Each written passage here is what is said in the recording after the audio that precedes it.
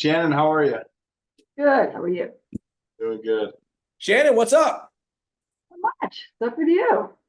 Oh, just excited to chat and I'm not sure I look like that professor, but what no, not at all. Not at the all. white hair and No, I like that picture because that's what I'm gonna look like in about 4 years at this rate.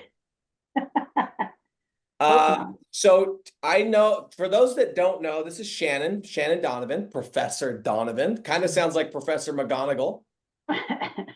You a Harry Potter fan, Shannon? I've seen a few couple of the movies. Okay, so not really. Just maybe Not really. when you get bored. Okay. Yeah. We're gonna do a couple of like basic questions for people that didn't see your last interview. And I want to say when we did that, you were like right around the 10K mark. Does that sound I right? think so. Yeah. Yeah. Okay. And now we have made some leaps and bounds. I'm super excited to get into it, but I'm gonna ask you some stuff you've probably already answered, so bear with me. But tell everyone where you're at and what your full-time job is, and job, not business. Right. So I'm just starting my 6th year doing lead gen agency, all of this, rank and rent, all of it. Just starting. I started in December of 18, I guess, 17. So anyway, just starting my 6th. I have been a professor for almost 30 years at this point, long time. So I'm also a full-time professor. I teach about 16 courses a year. So I teach a lot of courses for extra money too. So that keeps me, I probably spend 15, 20 hours a week on that. And then the other 30 hours a day, because I probably work 50 hours a week, is working on this. So I started just doing everything myself, built the websites, did the SEO, brought in one person. Now I have a team of, I'm not even quite sure, but it's around 13, 14.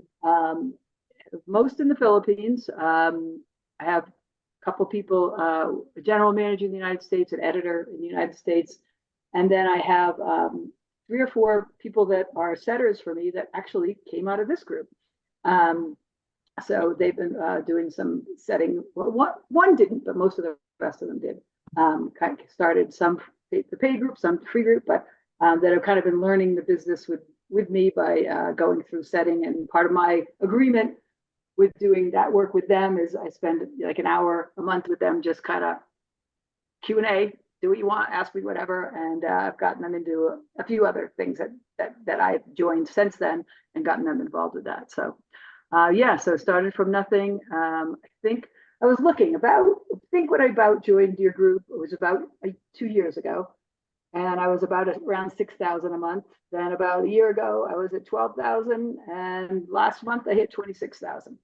So it's been kind of literally from when I did join your group, I was looking at my Stripe thing, and about that point, we just started going up, and we've been doubling every year. So that's so cool. And what state are you in?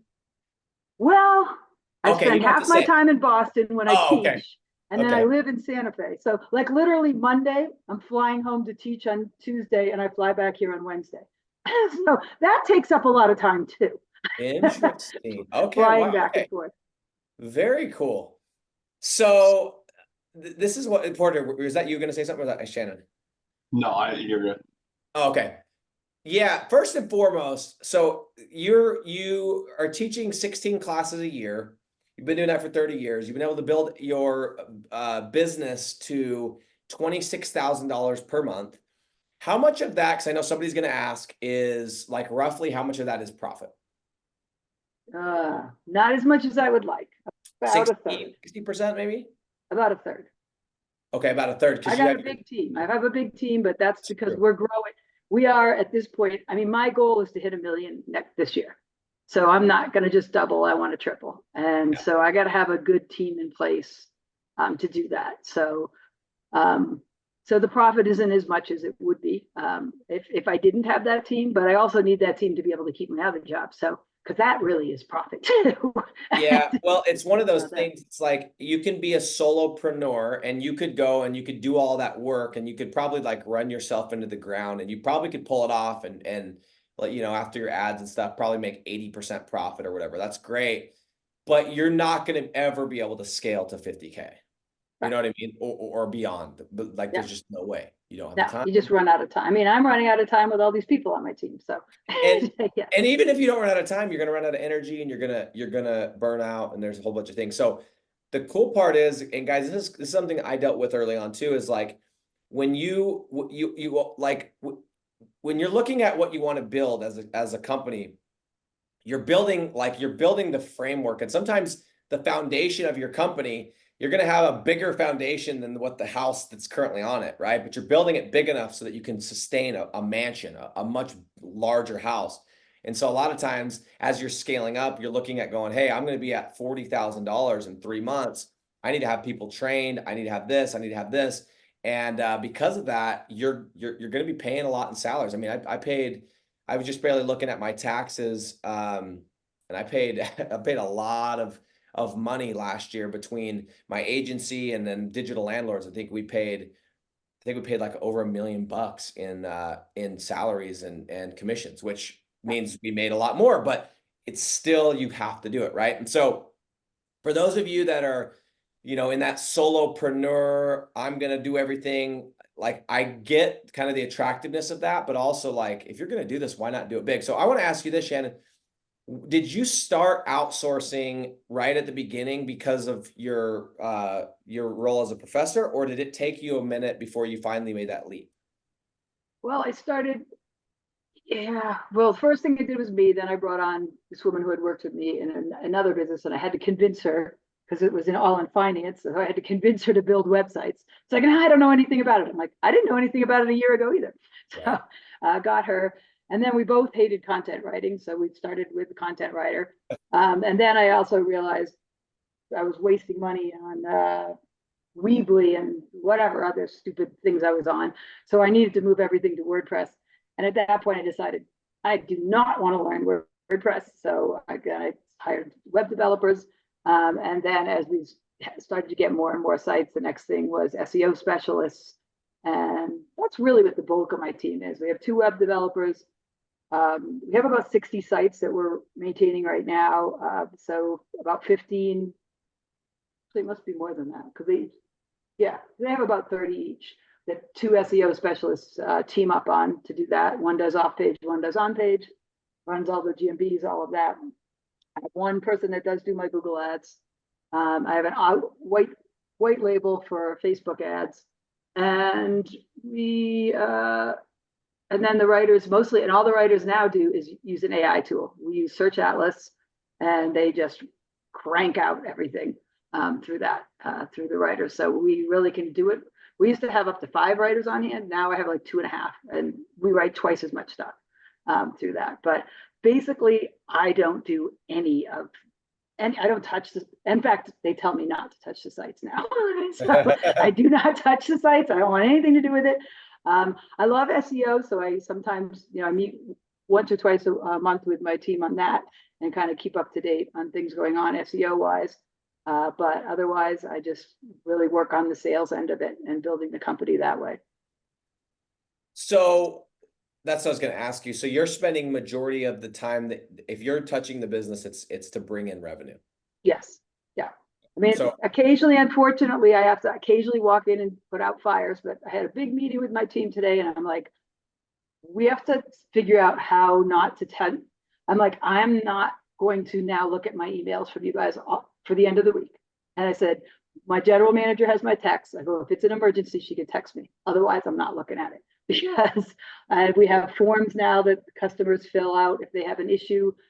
And it goes to my project manager. I forgot to mention my project manager, who is really, he keeps everybody on track. Like, he'll send them a report. You didn't do this many backlinks. You didn't do the citations. Where are you? And so he keeps track of when everything comes in from the customers that want, they want to add something. Because what I have been doing is moving more into SEO work. And we've turned almost all of our lead gens into SEO clients as well. Because they see how great we do. They're like, if you're doing that great on a lead gen, why don't you manage my site? So if they want to add something to their site, take something off, offer a special, it doesn't even go to me anymore. It just goes in on them for the form. He takes care of who to send it to. And that's it. One thing I like as a kind of a side note with adding SEO as a service is you can almost tell them like, hey, this is like you have a lot more control over the SEO deal, right? If you only have an SEO deal and they want to cancel, it's like, what are you going to do? But if you're also selling them leads, and I'm not saying you always need to do this, but there's been times when I used to do SEO where I would kind of be like, hey, this is kind of a package deal. Like, we can get rid of the SEO, but your lead, the price of the leads, I'm gonna have to charge you more for that, you know? So you have more leverage there. And then like on the flip side, if you have an SEO deal and it's in the right niche and you're targeting these specifically, the right niches, the right cities, then you can sell lead gen on the back and it really secures your SEO deal. So I love the idea of having SEO clients, SEO deals with my current lead gen clients. I just feel nervous when I have SEO clients that don't have lead gen attached, you know? Yeah. Well, yeah, we're trying to, so that's more, we're moving into that way. So now all of a sudden it's a new different sales process because it's not leads for free when you're doing the SEO first. But we are offering a different perspective in it that most SEO companies are not offering lead gen on the side as well to do it with them. So are you by chance working with Zach Powell? Zach, no. Zach Powell and his SEO stuff he teaches? Or are you just doing it on your? No, okay. No, I recently joined 7-figure agency. So that's the goal, to be 7 figures. So cool. 7-figure agency basically is that idea that you niche down. So we were niching anyway with our which is a thing I recommend to everybody. Niche down, it makes everything so much easier. But you know, you've got to figure that out. It took a while to figure out the niche. And then once you niche down into that, I've got a whole new name for my company. So we're just having to do with the niche. We're doing remodeling. That's what it is. Big ticket items, easier to do. I mean, it's competitive, but we've gotten good at it. We saw which niches we were good at. And so we started a new brand name with that. We've got testimonials from people that did it before. We're running Facebook ads, cold emails, webinars, all of that to bring. So it's a new type of sales for me because before it's always, here's some free leads. Do you like it? Okay, jump on. But we're bringing in people from both sides. I still have the lead gen customers that I have, and that's probably about 75% of the income. And I still have probably 15, 20 sites in the remodeling decks, all of that, the big ticket things that I could probably still sell just on their own. And then we're moving into, once we get the SEO clients in there. And one of the things we've been trying to wrap around is a tool called Go High Level, which I know everybody's probably heard of. It's a little expensive to begin with, but once you get your clients in and you're automating all of their texts and their phone messages, you've got them legged in, that's even harder for them to leave because now they have to leave all the automation that you've set up for them too. So yeah, it's a cool, we were using that in 2021 and we even paid for like the white label app. Yeah, they include that now. Oh, cool. That was cool because then we're like, hey, we have an app, you know, whatever. So it makes it look like you're doing all the automation. Yeah. It's cool. But no, let's talk about that for a second. And also, by the way, Porter, any questions that you want to ask, I always seem to hog this because I'm just like selfishly asking these questions. But I'm a big fan of niching down 100%. I know like you and I have been in similar groups throughout the years and, you know, we've been doing this, you've been doing this. I've been doing it a couple more years than you, but similar time frame. And there's different pieces of advice out there. There's, you know, stick in a city and like test a bunch of niches out and be local and be the authority in your city. And then there's like pick a niche and go vertical. And for me, I never was able to scale. And there's a couple different things that I did, but I definitely look back and it was the year that I completely was like, I'm going to get good at this one specific niche. And I'm just going to focus on it. I'm going to be the specialist. I'm going to have testimonials. I'm going to have, you know, I'm going to be able to show them different examples. I'm going to have all these different things. And that was when I was able to scale. So have you like, what's your advice for somebody that's just starting out? If they don't know what niche they want to go into, should they stick in their city and try a couple different niches out so that they can like say, hey, I'm local and let's do the deal? Or should they from the beginning, you know, pick a niche and try to go vertical? What do you think? I think you got to try a few, but one absolute don't do is small ticket. I've don't do Like what? Like what? dumpsters, Give me an don't do example. window Tony? cleaning, don't Window do cleaning. carpet cleaning. I mean, Yes. although I do know some people in seven-figure agency that are making millions of dollars with carpet cleaning and things like that. So it's possible. It's much harder with the lead gen, because you have to have so many leads to make enough money, and it's tough. And if you don't have a GMB in those, forget it. You're never going to get there. So definitely go for, I would say try a few, see what you like, and probably local's better to try that when you start, because you might know some people, the area, you can talk about it better than feeling like you don't know it. But make sure that your average, I would say at least $5,000 minimum. To me, has got to be your ticket price, because you've got to be able to charge them enough money to make it worth it. So, I mean, I try to aim more towards 20 to now I'm trying to aim more towards 30, 40, 50,000 per job that they're doing. But, that would be key.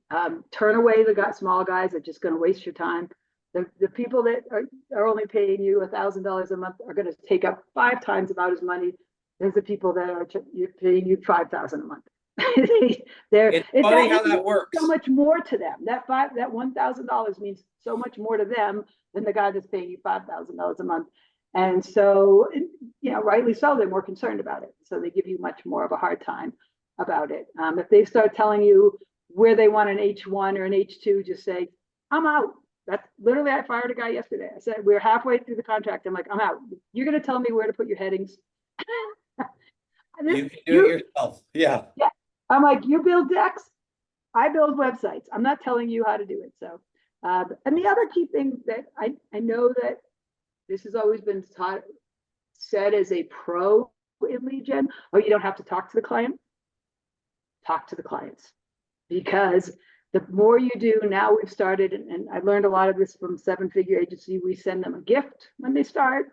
We send them a gift on their renewal. We now talk to them at least quarterly, if not monthly, and they stay better. Even if you're just sending them, a small box of chocolates, or something that if you throw, we do pens, we'd send something that that's when you niche down too. You might be able to send a tape measure with your logo on it, because they're all into contracting, so they all need a tape measure or something like that, so that you can do. But not most agencies don't do that, and so they see it as something much different. And honestly, this is something that I've learned. We have to learn SEO. I mean, or we have to have people that do it, because if you don't have those leads, you don't make money in rank and rank. That's it. Right? You can't just fly by. You can't go, hey, we added more keywords. We added another page. The clients don't care about that at all. That your phone rings. And so what I've noticed, especially in some of these other groups, is that they're not as good at ranking and getting leads, but they're really good at keeping clients, because they communicate with them. They give them the gift. They keep them on, because as they say in that group, most people leave because of perceived indifference. They don't think you care anymore. And if you show them they care and you confidence, and you keep talking to them about, here's our good things we did this month, here's a couple of things we could work at, and we'll talk to you next month, and go that. That retention doing that keeps your retention so much higher by doing that. And that was something that I was struggling with for a while, was retention. And I think something that you were talking about, and Porter was before I came on, both of you guys, like, you've got to spend some money. I mean, once I've joined now 3 groups, your group and 2 others since then. And every time my money has doubled. And like you were saying, you want to learn about real estate, you paid somebody to teach you about real estate. I wanted to learn about organizing my company, I'm going to do that. I wanted to learn more about turning into an agency and getting leads that way. So I joined a group to do that. They each cost money, but every time I doubled my income. And so I know that a lot of this is a free group, and I was in this free group once. And sometimes it's hard to just say, oh my God, this is going to hurt. It does. But I have to say, I've learned each and every time that it has paid off. Every time. And I would even say the first group, which not to be named, we all say it still did get me started. I have no idea what you're talking about. I know, you have no idea. Just kidding. So, Yeah. I made that first jump to do that. And you have to, obviously evaluate and see evaluate yourself and say, what do I need right now to get to that next level? I know when I joined your group, I needed some sales. I needed more help with sales. And that's what I did. And then I needed more help myself with building my team. And then I was switching to an agency model a little bit, like doing half agency, half lead gen. And I needed some more help in that segment. So I searched around, went to some free events, hung out with people. And as you get in that business and you meet all these people too, like I've gone to groups and now Search Atlas, which is if anybody's looking for something as an alternative to Ahrefs or SEMrush, look at Search Atlas. It does all of it for cheaper and more. I know the president of that company now. Like, I could call him up. I mean, we've had dinner together. Like, how did I do that? Because I joined these groups and you network. It owns that company. Yeah. Search Atlas, awesome. We'll give it a plug. I've never tried it, but if you guys want to check it out, look at it. Search. I'm not getting anything for giving it a plug. I just really like it. Searchatlas.com/Shannon. No, I'm kidding. I know.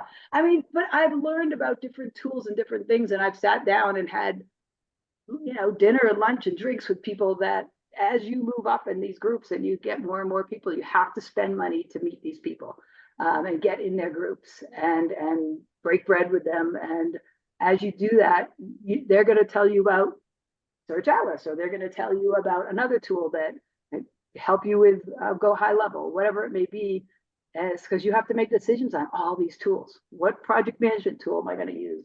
What automation tool am I going to use?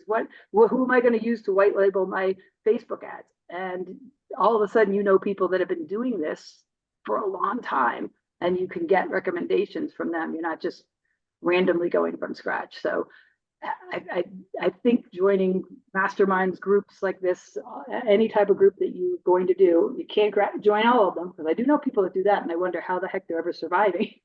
You have to pick and choose. True. But as you do, you meet the right people, and most people are willing to help you, and you just kind of that's meeting the right people along the way. But it's not just luck. You get out there, you create luck. Everybody's like, oh, you're just lucky. No, you create luck by being in those places, by making yourself out there and aware and listening to people and meeting people. And when you go to these conferences and things, go up and talk to them, ask them questions. And most of them are really willing to answer, and you make lifelong friends with a lot of them. So. Has that ever been a problem for you, like spending money to make money, or if you felt like you've been pretty good at like not having that fear? Well, I mean, when I think about it, like you went to college, got a loan, then I wanted to get higher because I was in corporate for a long time, and I needed a master's degree to get better there. So yes, although that time the corporation did pay most of my master's degree. And then I wanted to, basically, I had 3 children and didn't want to be working 70 hours a week in Boston and driving back and forth. So I decided to go into the teaching professor. So that doctorate degree I spent on my own. So I've always gone out and spent money to make money, because that made me a lot of money. Yes, I'm literally still paying off the doctorate degree. And I'm close to retiring from being a professor. Crazy. But it was at a really low rate, so I figured, why pay it off? Yeah, no, you're right. So I'm like, why pay that one off? And I am a finance professor, so I kind of know that stuff. But yeah, but I will say in the lead gen in the beginning, because I only joined your group 2 years ago, so it took me 3 years to really jump to that next level. But I felt like I was just floundering. I wasn't getting anywhere. And so I finally did it with your group, and then I've joined a couple others, but each time it's paid off to do that. Now I realize, and I've listened to other people go, you got to do it. You got to spend money to make money.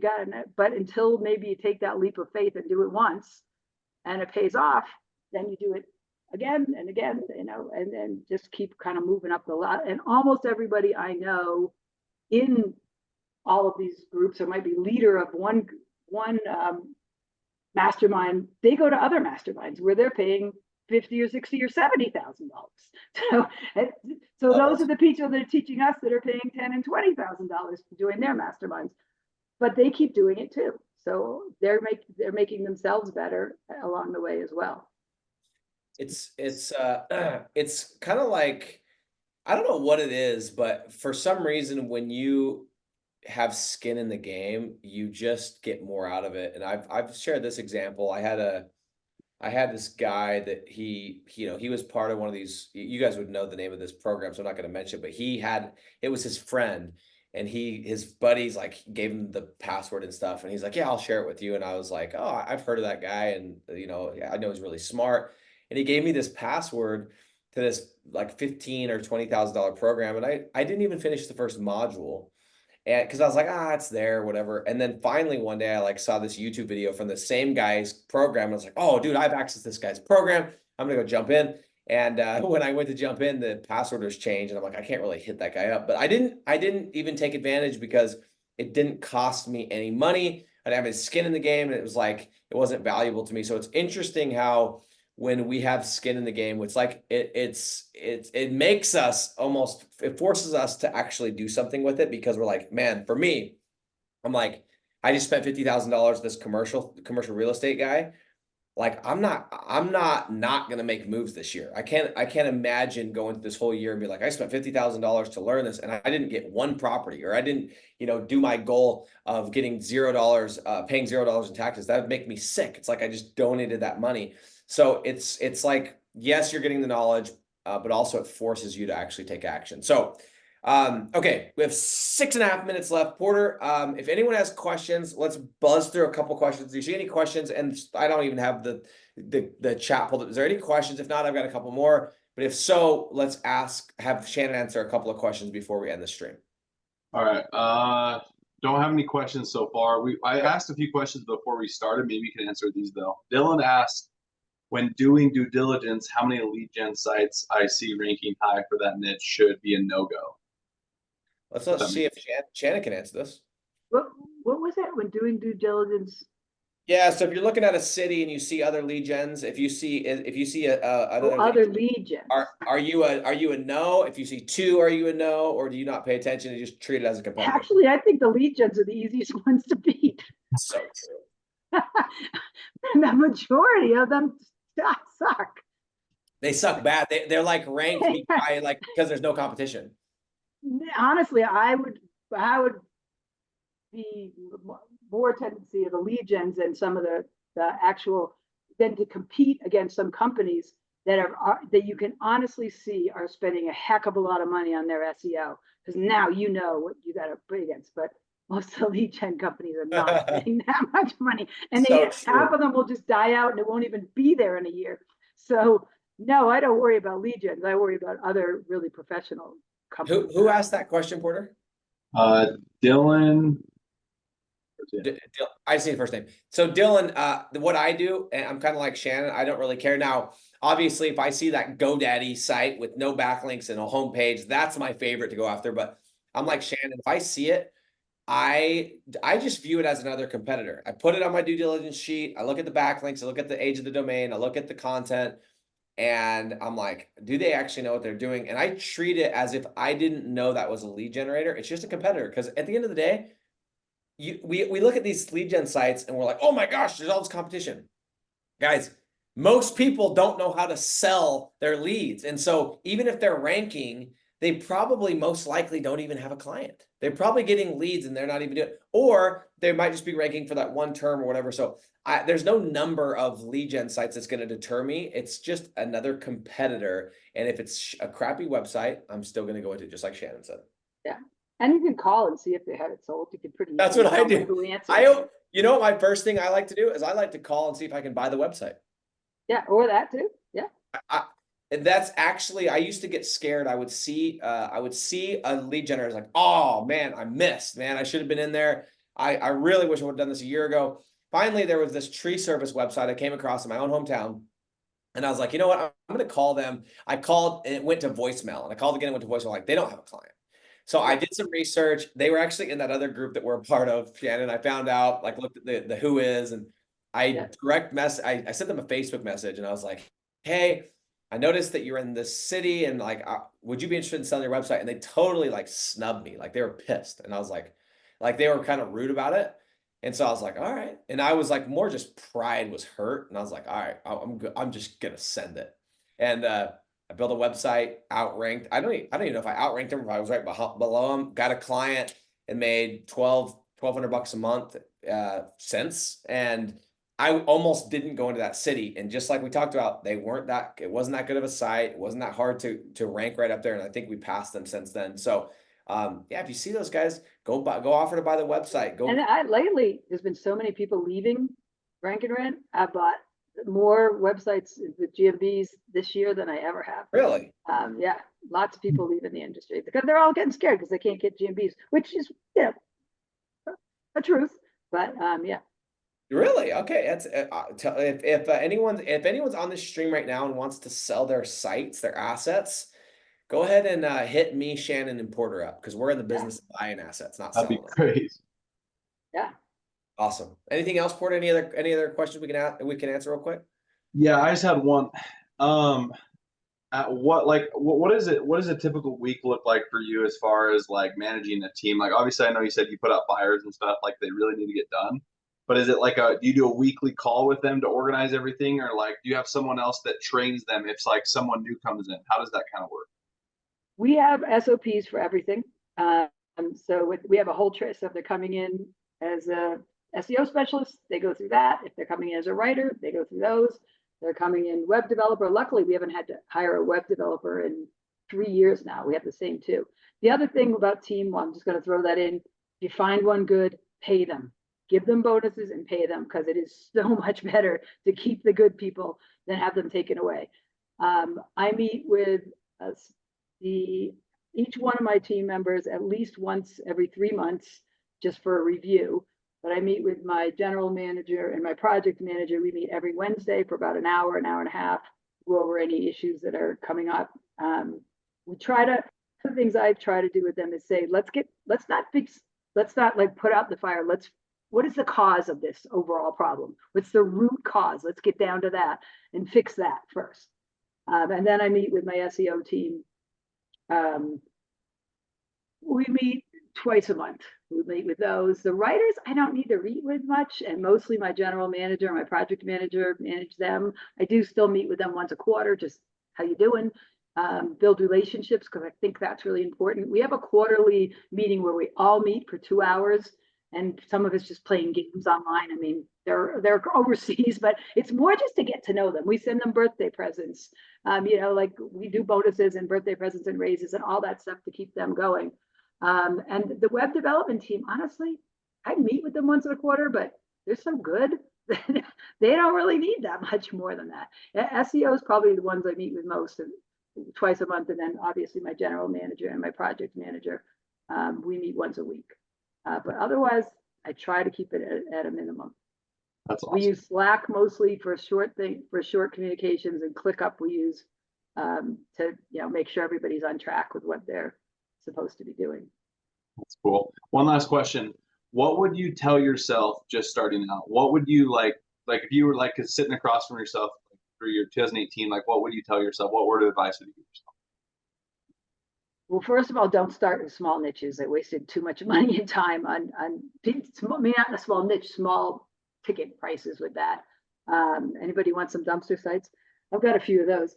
But don't do that. Don't be afraid to join groups to help you, and don't be afraid to hire people to help you. It seems overwhelming, but I mean, I use onlinejobs.ph all the time. I've had some bad ones, but I've had more good ones than bad ones. And then I just make sure I nurture the good ones really well to keep them. But you can't do everything. And if you think you're going to, well, then you're just going to stay at, maybe you can get to 20. I don't even know if you can do that by yourself, unless if you've got 10 clients paying you $2,000, you might be able to do that. But if you're going to try to do all of the work for even 10 clients, that's a lot to do. You're not going to do it well, and then you're going to lose them, and something's going to fall off.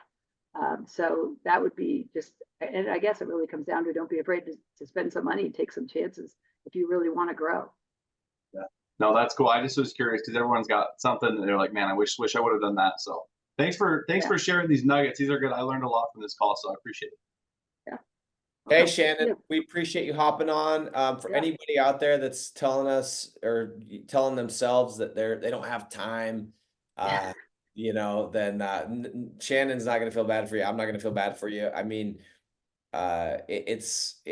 you do have time. When I started, I was Plan doing. out what you're gonna do the day before and make sure you stick to that plan. I plan out the day, the week, the month, the quarter, and then stick to it. You And you'd be have to. surprised how much time you can carve out. But yeah, like I started, I was doing door-to-door sales full time, and I was doing this at night from like 10 till I got too tired to do it anymore. And that's how I got my first client. And then there's always time. It's just you don't want it bad enough, or your pain is not great enough to make a change. So anyway, Shannon, we really appreciate you hopping on. Excited to see you hit the 50 and then the 83,000 per month. Keep me posted. We're ahead, and hopefully next year we talk. Yeah, let's bring it on. When you hit 50, let's go again. Sound good? Okay. All right. Hey, thanks, guys. Appreciate you. Thanks. Bye.